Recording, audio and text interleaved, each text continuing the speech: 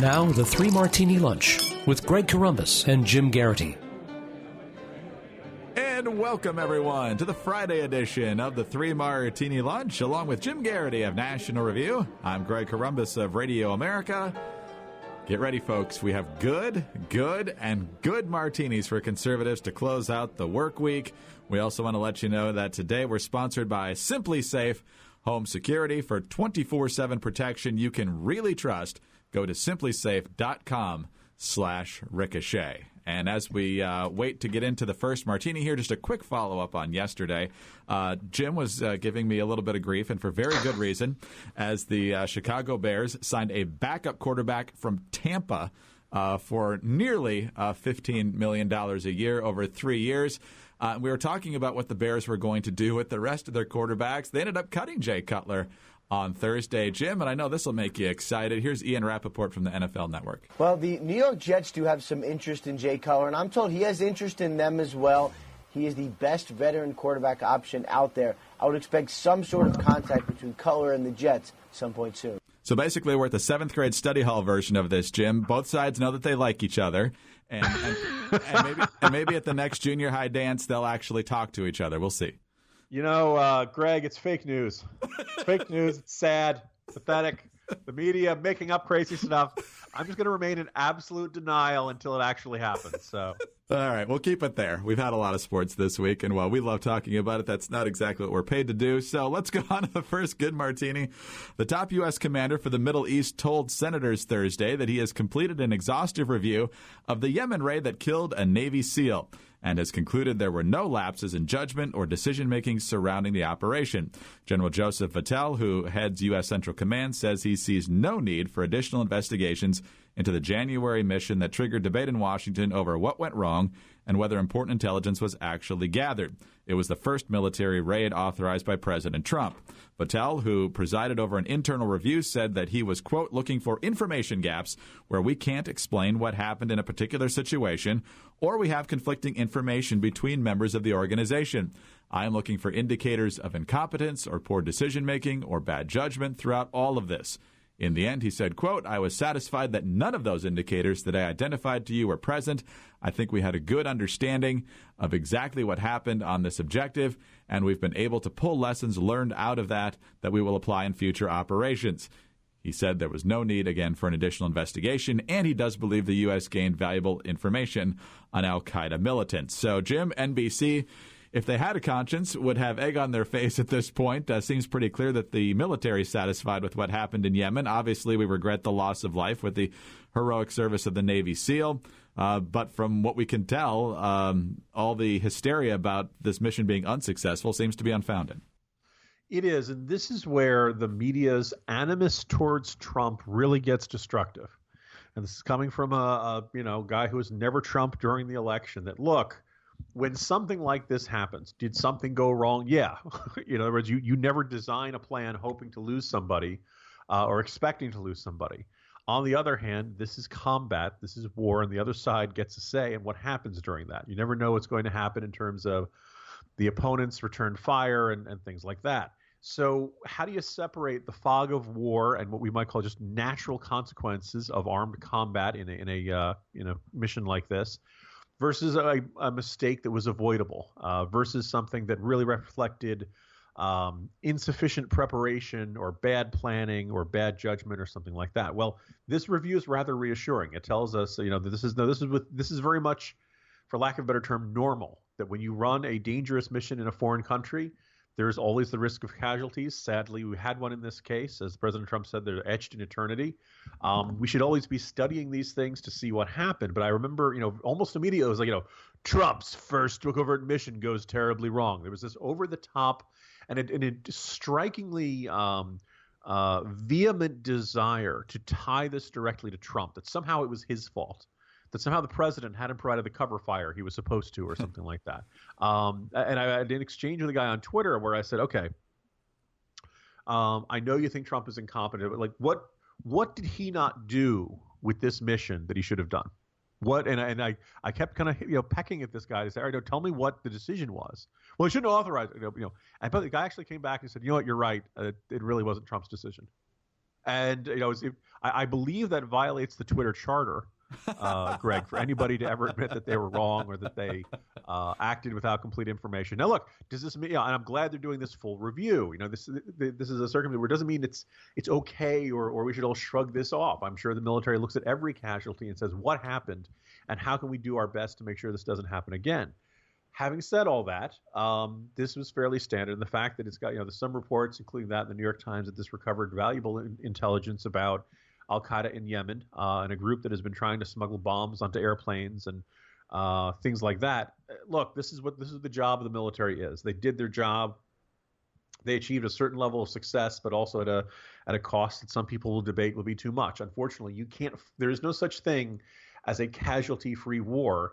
Unless you want to make everything with drone strikes, which has its own, separate problems. So, is this a good martini? It's a reassuring martini, and one that I think you're right does kind of point out how overwrought and, in fact, instead of clarifying, obscuring a lot of the early media coverage obscured what was the truth instead of illuminating it. Thank goodness the current media wasn't at Normandy. Can you imagine the reaction to that? Wasn't it Eisenhower had 2 letters written? Yes. One for success and one letter of resignation for failure. I Right. mean, this is how war works. Failure, failure is not an option. Sadly, failure is always an option, right? You don't want it, you wouldn't accept it, but there's always a chance that you will fail in your objective. So there's kind of this a lack of understanding of war. And this is coming from a guy who has not served in the military and has no pretensions of being a military or military history expert. In this. Greg, I know you've done a bit more of this, and it kind of would be nice if the media and the citizenry could understand the realities of military life and combat the way the military itself does. Yeah, I have the chance to interview veterans on a fairly regular basis, and their heroism, their humility is amazing, and it's very rare that they talk about the politics involved of the war. I've interviewed a lot of Vietnam vets. They were scarred by what they came back to, but in terms of the politics at the time, they were fighting for the guy to the left and the guy to the right of them, and that's exactly how they went to their service. And you hear that regardless of the conflict that these folks were in. So always giving tribute to those who will actually go into those dangerous situations. Let's stay in the war on terror, but move a little bit to the west, I guess, for our second good martini here. This is from Reuters. U.S.-backed Syrian forces said on Thursday they were closing in on Islamic State-held Raqqa, which is the capital, and expected to reach the city outskirts in a few weeks as a U.S. Marines artillery unit deployed to help the campaign. The Syrian Democratic Forces, a militia alliance including the Kurdish YPG, is the main U.S. partner in the war against Islamic State in Syria. Since November, it has been working with the U.S.-led coalition to encircle Raqqa. A spokesman for the Syrian Democratic Forces says, quote, "We expect that within a few weeks there will be a siege of the city." We know that there's, I believe, additional forces on the way. We know that the siege is underway on Mosul. So, Jim, it looks like there's progress on that front. We know that the air sorties have picked up in recent weeks, something Trump promised would happen, and seems to be having an effect here as well. So it looks like progress is on the way. It is. I actually came to my attention with a column by Matthew Continetti entitled "The ISIS Endgame," and one of his points is to be concerned about mission creep in Syria if and when the Syrian, the Islamic State falls and Raqqa becomes controlled by the Free Syrian Army. But it's interesting. We started military operations against ISIS, more than a year ago, probably 2 years ago. And there was kind of this sense that it was airstrikes. They talked about how they were destroying the oil infrastructure and things like that. But it seemed to be really going at a plodding pace. And so this revelation that actually, one, we've deployed more troops than I think most Americans know into Syria, and also that we are, the forces we are backing are really taking it to ISIS, and in fact are knocking on the door of their capital. A lot of us kind of had this feeling that there was this state of stasis, that this stalemate. The other common phrase you heard a lot of, well, there really aren't any good guys in Syria. There is no good forces on the ground, certainly not one that was strong enough to defeat ISIS. Well, maybe that wasn't the case after all. Basically the combination of U.S. airstrikes and these ground forces, and now apparently looks like the U.S. contingent of Marines are positioning heavy artillery for the fight to take over Mosul and Raqqa. Within a couple of weeks, there's supposed to be this siege of Raqqa. This could be a very big deal, not just for the symbolism, but I think also that there's this fantastic article in The Atlantic back in 2015 talked to basically not just every expert on ISIS, but people within ISIS, so the ones who you could, and there's a guy named Graham Wood, probably the best and most detailed, lengthy look into the philosophy of ISIS and what makes ISIS different from every other Islamist terrorist group out there. And one of the biggest and most key points is ISIS controls territory, right? Al-Qaeda is operating in the back alleys of all kinds of corners, and it's going to be really, really tough to track down every last cell, every last person who decides they want to sign up with the cause of bin Laden, and they may or may not be in touch with Zawahiri and guys like that. Now, then there's ISIS, though, and what made ISIS stand apart from all these other groups is their claim: we are the caliphate. We are literally the Islamic State. We are a government. We are a nation. We are a kingdom. We are different from all those other groups that claim to be fighting in the name of all the Muslim people. We have established the kingdom. We have taken over territory, and this is what makes us great. And here's our capital city, and we are on the march and expanding outward and all that stuff. Well, once you take away their territory, once you take away their capital city, all of a sudden they don't have that claim to legitimacy anymore. Now, is this going to mean that ISIS goes away forever? No, but it's really going to be not just a symbolic, fight, not just a serious military fight, defeat for them, but basically they will have that element that made them special, the element that made your typical disgruntled, angry Muslim look to them as the real, army against the decadent West. They lose what makes them unique, and they become just another Islamist terrorist group. And some people are going to say, well, that's good, but it's not exactly what we want. But I think this is a necessary step to defeating them, and really this is a serious punch in the mouth for the cause of Islamic jihadism. So I salute that. It's a good sign. I think Continetti's points about being concerned about taking over and the fears of nation building in Syria and what happens the day after Raqqa falls and stuff like that, how long U.S. troops should do, all perfectly legitimate points. But I do think it's worth acknowledging the fact that ISIS, which not too long ago looked like this new great menace of our era, could be on the verge of a fairly serious defeat in the not-too-distant future. Yeah, certainly in Iraq anyway. They obviously have tentacles into other parts of the world and throughout the region, but that would be a huge blow to their reputation and their claim of a caliphate. Jim, I've got good and bad news in response to what you just said. The bad news for ISIS, and which really means good news, is Simply Safe won't help them when they've got a JDAM coming through their front door. The good news is that for everybody else who's not on the receiving end of American-led munitions, your home can be much, much safer with the help of Simply Safe Home Security. We've talked for weeks now about this story out of California where a woman who was hired to clean homes was stealing from them at the same time. So you're paying somebody to take care of your home. They burglarize you. But it's not just the cleaning lady, quote unquote. It could be anybody. You try to give your key to somebody. Maybe you moved into a new neighborhood. Those neighbors across the street seem normal. I'll give them the code just in case they need it. No, sometimes that's not the best move either. We're not trying to make you paranoid. We're trying to get you ready and to give you a secure home. And so a regular security system won't necessarily protect you from the people that you think you know and trust. So what can you do? Well, you can get Simply Safe, which now makes it possible to know what's going on at your home at any time.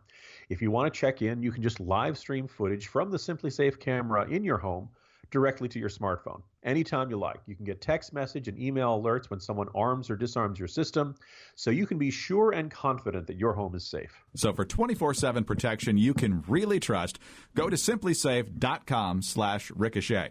That's spelled SIMPLISAFE.com. Order a Simply Safe home security system today, and you'll even get our special 10% discount. Again, go now, simplysafe.com/ricochet. On to our third good martini, Jim. It's so nice to have good martinis, multiple good martinis. This is courtesy of CNN Money. The U.S. economy added a robust 235,000 jobs in February, according to the Labor Department. On Friday, the unemployment rate ticked down to 4.7 from 4.8% in the previous month. It's a vast improvement from 2009 when unemployment peaked at 10% after the financial crisis.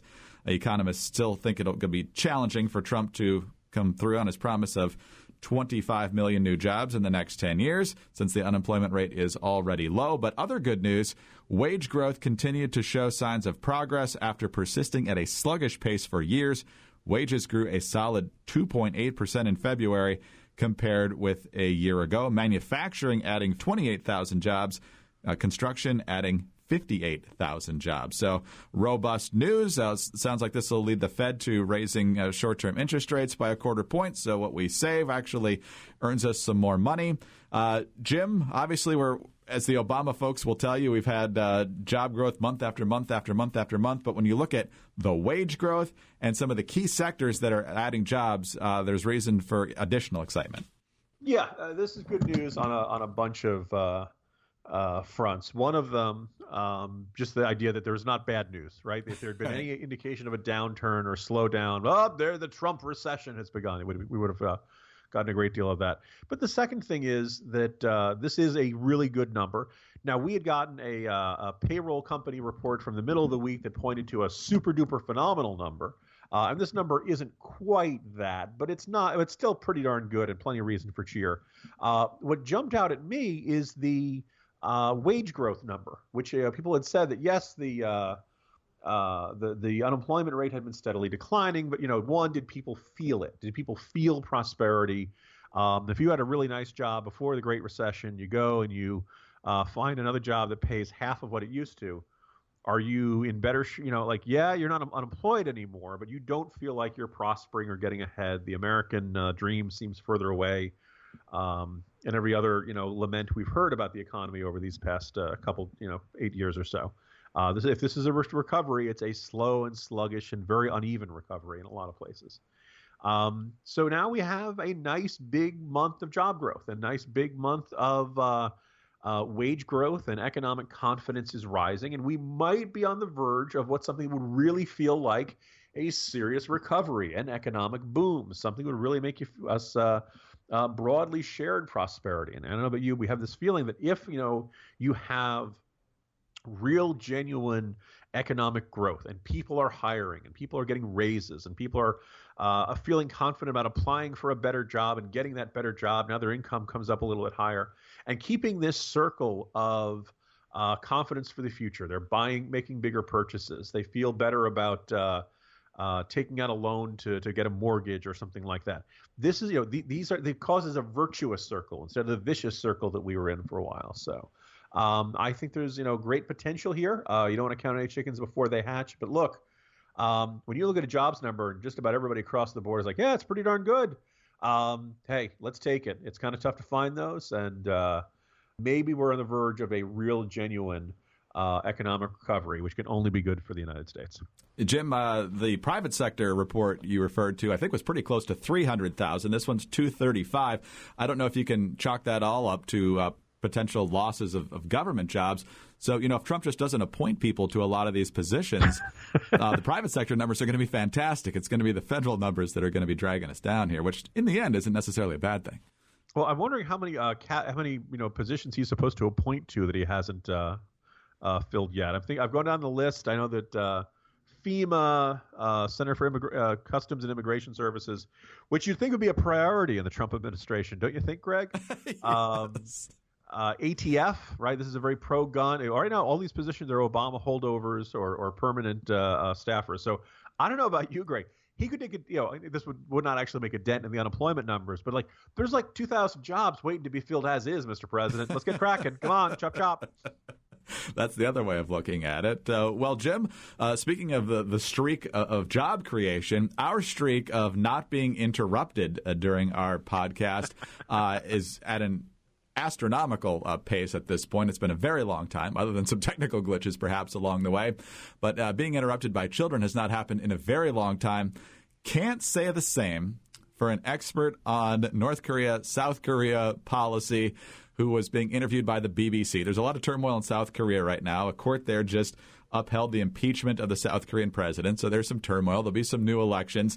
And so the BBC was interviewing this guy, and you got to see the video. It's viral right now, so it's pretty hard to miss if you go on social media. But he's doing this serious interview, and then his toddler child walks in, and then the baby just pushes its way in with the walking rolly thing that babies do before they can walk. And then his wife comes in and drags about it. It's just hilarious. Take a listen. And what will it mean for the wider region? I think one of your children has just walked in. I mean, shifting sands in the region. Do you think relations with the North may change? I would be surprised if they do. Pardon me. My apologies. What's this going to mean for the region? My apologies.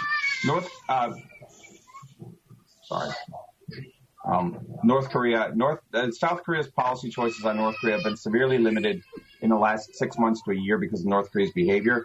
Most recently, the use of VX gas in the airport in Malaysia. That indicates that North Korea really doesn't follow global norms. Oh, Jim, as dads, we could totally relate to that. The awkward part, of course, is the wife diving in there and trying to grab the kids and yank them out and quietly close the door. But what, of course, nobody counts on is the eruption when you remove the kids from the room. Even though the door is closed, the wailing still comes through. We've all been there if we've got the kids. I was just say, good sir for that British television, Mr. Expert on Korea. We've all been there. We forgive you. It happens. There's no need for shame.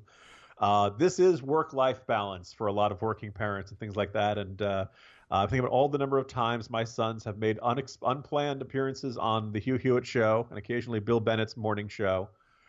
Really eager to talk to Daddy at the least convenient time and doing my best to not blurt out their names on national air. So, thank you for the host is very good-natured about it. Everybody's good. I notice he never stops looking at the screen. He knows there's trouble behind him, but he doesn't see it. And we're assuming it's his wife. Maybe it's the babysitter or the nanny or somebody. Skids in there on socks like Tom Cruise in Risky Business. Because the first one is the toddler kind of strides in with this fantastic strut. She's having a fantastic day and can't wait to talk to Daddy, who's unbeknownst to him, to her, Skyping or doing live. And you're like, oh, this is going to happen. But it's the second child coming in where you're like, okay, here comes trouble. Right? Clearly, it's like, wait, where did my big sister go? I got to see what's going on in this room. And, of course, it's this giant clunking thing. Because then the poor mom or nanny comes in there and is trying to pull both of them out of the room. And this older child, the toddler, nearly gets run over by the little romper cage of the younger child. So it is chaotic. It's this wonderfully chaotic. It is this complete deadpan scene as, everything is growing up behind him. So we all kind of needed a good, happy laugh about that. And so I salute this family. The family that appears on BBC together will probably thrive together for a very long time. Just a great laugh at the end of the week. As always, we need such a thing. Jim, have a good weekend. Talk to you Monday. See you Monday, Greg. Jim Geraghty of National Review. I'm Greg Corombos of Radio America. Thanks for being with us today. Have a great weekend, everyone. And don't forget to visit our friends at Simply Safe Home Security, simplysafe.com/ricochet. Join us Monday for the next 3 Martini Lunch.